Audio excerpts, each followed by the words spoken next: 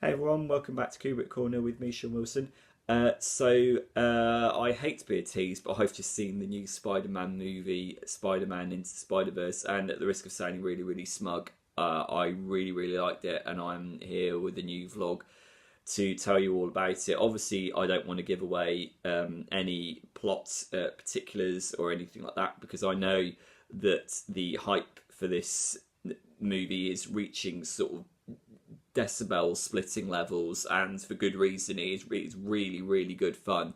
No doubt many of you have seen the reviews that have come out from the likes of Empire, who gave it 5 stars. It's played very, very well to critics in America as well, many of whom have said that this is actually the best Spider-Man movie that's been made so far, which is really quite extraordinary given what an incredibly storied history the franchise has had on the big screen. Obviously, we had 3 Tobey Maguire movies, 2 Andrew Garfield movies, and now Tom Holland is the new incumbent of the Spider-Man character, both in the Marvel Cinematic Universe movies and then at a remove from that in the Sony Spider-Man movies, which started with Spider-Man Homecoming in 2017. There's a very, very complex studio politics going on here, which is that basically Sony own the rights to the Spider-Man character, and if Spider-Man appears in the Marvel Cinematic Universe, that is essentially, that's obviously owned by Disney. That's a Disney franchise. Spider-Man is essentially on loan. To put it in very, very crude terms, Spider-Man is on loan to appear in those movies, but he very much falls under the Sony jurisdiction. And what they're now doing with Spider-Man Into the Spider-Verse, they're exploring the possibilities of the Spider-Man multiverse, which is looking at the alternative Spider-Man characters. And believe me, I will say up front, I am not a comic books expert at all. Anything I know about comic books characters, including Spider-Man, comes directly from the films, and I will defer to anybody who knows more about this than I do. And I apologise if there are any little niggling little errors in this. I'll try my best not to get too entrenched in the comic book history because that's not my forte. I am here to basically talk about the film that has appeared in front of us. But basically, Sony are now looking at the Spider-Man multiverse, alternate Spider-Man characters, all sort of grouping together, and what are the possibilities inherent in that. And essentially, Spider-Verse is centered around Miles Morales, who is a Puerto Rican African American teenager voiced by Shameik Moore, from best known from Netflix series The Get Down.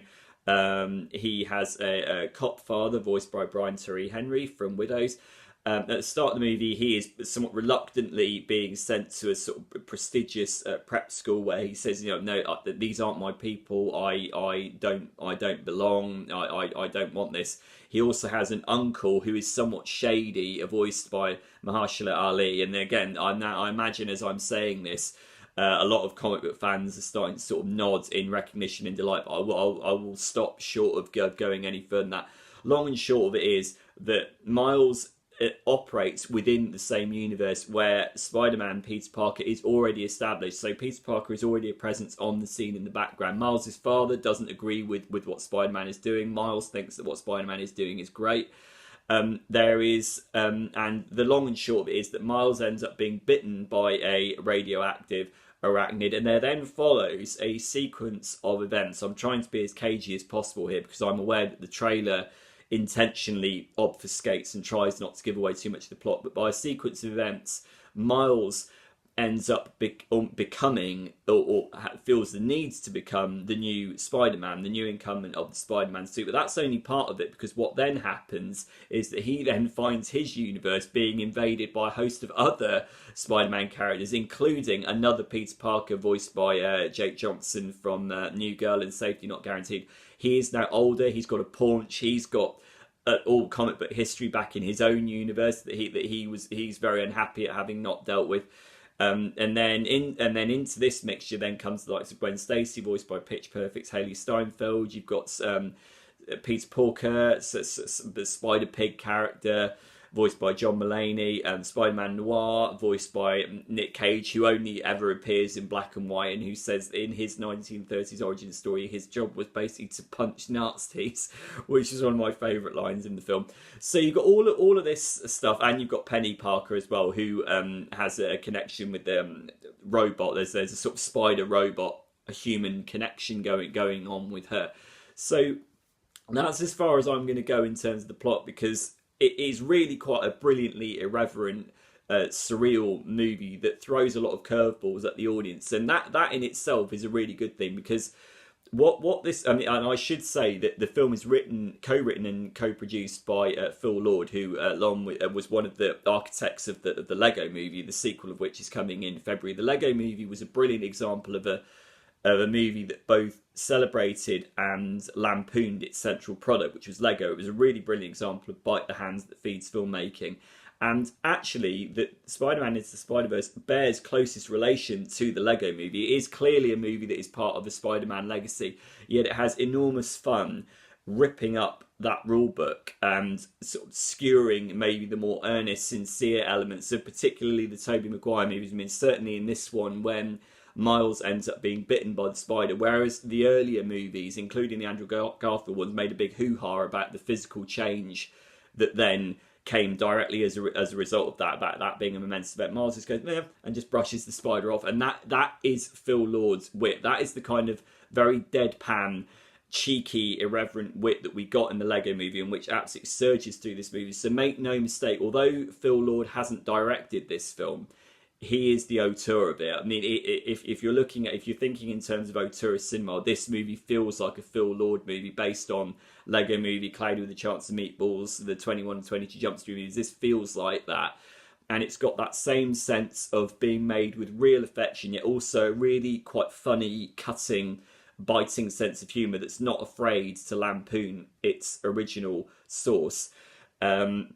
And yet also, I mean, I should say, I mean, the first thing that will strike you when you see the movie is the visual style. I mean, the visual style is extraordinary. It is almost undoubtedly the most beautifully designed animated movie of 2018. I mean, even more so than Isle of Dogs, and that's going something, because that was a stop motion Wes Anderson movie. And when I say that a new animated movie is more visually striking than that, believe me, that's no mean feat. It's got a lovely, almost quasi rotoscoped look to it. I mean, there is the feel, there is almost like a sort of joining point between something that looks hand drawn and also computer animated at the same time. There's a lovely kind of, it's really kind of unclassifiable nature of animation that they've done with it, but it's visually extraordinarily extravagant. And again, like the Lego Movie, it throws so many visual tricks at you, so many things pop out of the screen at you, that really it becomes quite a challenge to keep up with. And again, this is why I think maybe like the Lego Movie and the ensuing Lego franchise movies, maybe this will play better to an adult audience who perhaps can keep up with all the sly